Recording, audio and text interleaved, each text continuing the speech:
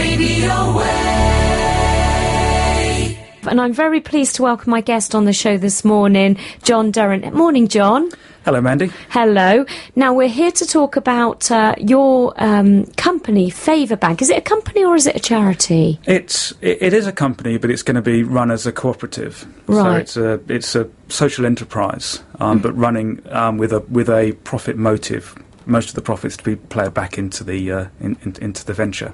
OK, well, we'll get onto that in a minute, but I just wanted to say, right, tell us what Favabank is all about. Well, we're all sort of looking at communities and we all want to get more involved with our communities, and we say things like, we don't talk to our neighbours anymore and that kind of thing. So Favabank is a website, and it's spelt favour as in F-A-V-A, but it's a website which encourages people to get more involved with their community by sharing favours with one another. And a favour could be sharing a skill, sharing your time, passing on an item that you don't need, that kind of thing. So that's what it's all about. OK, so how does that make money? Well, it doesn't make any money at the moment. It's the idea is that, first of all, we'll get ordinary people involved and get them active on the site, and then we'll involve businesses and we'll do the usual thing of sponsored ads and that kind of thing. Right, so they're just going to basically be the ads alongside the site as opposed to actually doing anything. I very much doubt that it will be a long time before the venture actually sort of makes money as such, but that's not really the prime sort of driver behind it. The main thing is the concept and introducing that to people, really. What made you sort of get involved in this? What was the driving force behind your decision to start it up? Well, it's kind of it goes back to probably to about 25 years ago, when I was sat in an A-level economics class, and it was explained to me how money is created, and I could talk quite a lot about that. I won't go into too much detail at the moment, but it just got me wondering, and money is something that is involved with all of our lives, and money doesn't work a lot of the time. We have booms and busts in the economy, and there's people who have much too much money and people who don't have enough money. Yeah. And I've kind of been thinking for a very long time about alternative money systems. And with Favabank, there is a internal money system, and the currency is called a favour, F-A-V-A. But the idea behind that is that it's a different kind of money because it's money created from people's goodwill. It's a money that's earned into the economy rather than loaned into the economy as money is with banks in the mainstream economics. So let me just get this clear in my head. As opposed to, we're not saying here that one person does a favour for another and that person does a favour for the person back. We're actually like paying favours in like a bank, and then taking credits out or something. What you mentioned, what you first of all referred to is could be called a direct bartering relationship, where I've got 5 chickens and I want to I want a cow, and we agree to do a barter exchange. But that kind of setup means that I need something that you want, and you've got something that I want, and there's that mutual coincidence of wants there. With Favabank, there's a currency to manage all of that, so you don't really need. If you need a favour, you can just ask, and if someone gives you a favour, you pay for it by paying them in credits, and then there's an obligation for you to pay it back to somebody else within the community. So the currency works as a kind of a pay it forward thing, but without the really hard. It's not a hard currency; it's a soft currency that is forgiving. So if somebody isn't able to pay it back, we're not going to send around the bailiffs and repossess all of their stuff. So how do you value how do you make a value on something, a favour, for example? What would be considered to be a big favour and would get lots of credits in, and what can be considered to be a small favour as such? Well, the website is really designed around people doing small favours, a couple of hours of time, or helping to fix something, or giving away something small, like an old coffee machine or something you don't need anymore. So it's not about doing really big things, and there's currently a limit of of 100 favours in any one transaction.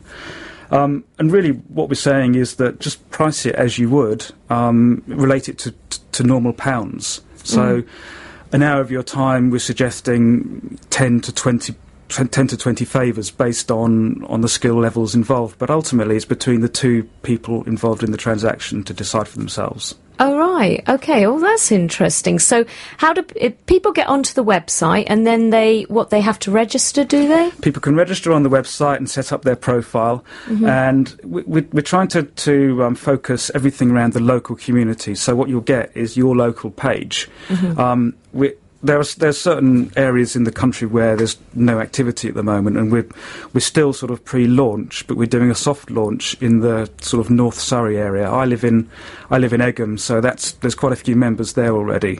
And then in the surrounding areas, we're building up memberships. So is it like town by town? Yes, sort of going. It's done by postcode district. Right. Okay. So it's building up like that. So it's not just about doing the exchanges, it's also about socialising. So there's the kind of Facebook-style social pages, hopefully to start some conversations going. And also that helps to build trust amongst people before they're ready to say, yep, I'm happy to do some exchanges on the system. Because this is, this seems to be the way forward at the moment. That there's a lot more work on what you say, the idea of coming together and helping your neighbours out. Because there's a lot of projects going on. I don't know if you've heard of The Moneyless Man by Mark Boyle. Yeah. For those who are listening that haven't heard of him, he's a guy that decided to live without money for an entire year, based on the fact that he would do favours for people and they would do favours back, or he would be, he'd get things for free, and they go scavenging in supermarket dustbins and things like that. It worked pretty well, so much so that I think Bristol, which is where he was based, decided that they would have their own currency even based there. So is that the sort of thing? I mean, were you spurred on at all by his efforts? Yeah, as well as other things. I mean, I was when I actually took the decision about 5 or 6 years ago to actually do something and create this, and then I needed to wait for the time when I actually had time on my hands to develop it. I was interested in these kind of things. I discovered Mark Boyle, Moneyless Man, about a year and a half ago, but before then I'd come across something called the LETS system, which is Local Exchange Transaction System.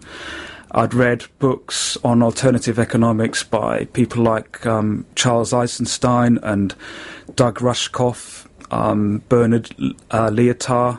You can Google all those sorts of names, but wow. But there's a lot going on at the moment. In fact, a couple of days ago there was something called the Global Sharing Day, and that was picked up by the mainstream press, and kind of really as a sort of celebration of the various websites that fall under something that's been coined collaborative consumption, which is all about sort of peer-to-peer, getting things done on a peer-to-peer basis and transcending the usual ways of relating to each other. So there's a lot going on at the moment, and Mark Boyle, the Moneyless Man, he's started a website called Just for the Love of It. I think justfortheloveofit.org or something like that. Yep. And that's a similar kind of thing where you can post skills and time, and the idea is that you'll then trade back, although there's no currency on that system to sort of track everything. So you really have to find somebody that wants what you're giving, as opposed to what you're doing, which is like, I suppose paying favours in and... Yeah, just for the love of it is really about just giving. Just giving and asking and not really asking for anything in return. Yeah. And what I've tried to do with Favabank is formalise it a little bit more and create accountability and just bring a bit more sophistication to it for the sort of people that would want that, and that would also hopefully make it more attractive for businesses to get involved, for them to start paying for ads and things like that, and for us to have more money to then develop the system and make it a really robust thing that we could actually really get going nationwide with hundreds of thousands of people. Okay, well, I'm gonna go to a bit of music, and then we'll come back for any last questions that we may have. Now, John, how's it been received so far?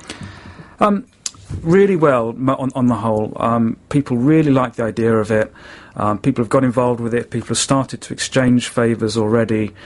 Some people are a bit susceptible. What happens if something goes wrong, or those usual sorts of questions. There are mechanisms on the site to build up trust and all of that. But my advice is just to start with small things and don't. And just be sensible, as you would with anything online. That's an interesting point, and I just want to ask you, what happens if, this is based on trust, but what happens if someone says, I can rewire your lights? Yeah, no problem, I'll come round tomorrow and do that for you, and then it all goes badly wrong? If we're talking about jobs like that, we're basically sort of saying go and get a professional job. But Favabank isn't for rewiring your house or doing really complex things, but it could be for getting some advice on how to fix your broken wall, or if you've got a dodgy latch on your gate that needs sorting, or those kind of things where you can where there's not a lot of downside if it isn't done as a good job. So are you putting in place some sort of control to stop things like people rewiring your house, for example, saying that they'll have a go type people? Because, people could be in quite a situation. It's really down for people to sort of apply common sense to those sort of situations. There are insurance policy. The insurance world is sort of coming round to this way of transacting with each other. Yeah. And there are insurance policies coming available for the loan of your items. If something gets damaged because you've loaned it, then they can insure it. Right. Because Favourbank is all done without any money at the moment, then we're not in a position to offer those kind of insurances. But in time, we'll be offering premium services to users, and that can include things like insurances. So we're kind of getting started on trust and people being sensible, as well as having mechanisms like feedback mechanisms and sensible things to make sure that people aren't abusing the system in any way. But so far, people are happily making exchanges already on the system. Just give us a tiny example of like a favour that's been.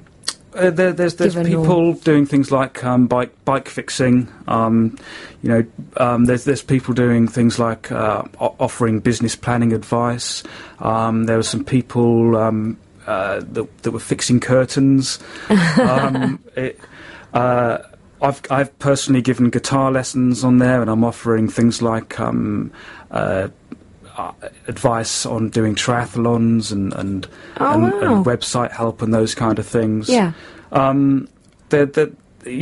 It's really down to people's imagination, and often people have skills that they will use in the workplace, and then they have other skills, hobbies and things like that they don't find so many avenues to put to use. Yeah. So this is a way for them to do that. It's really great. Now tell me, what's the website if people want to get on and have a look? It's www.favourbank.co.uk, and Favourbank is F-A-V-A Bank.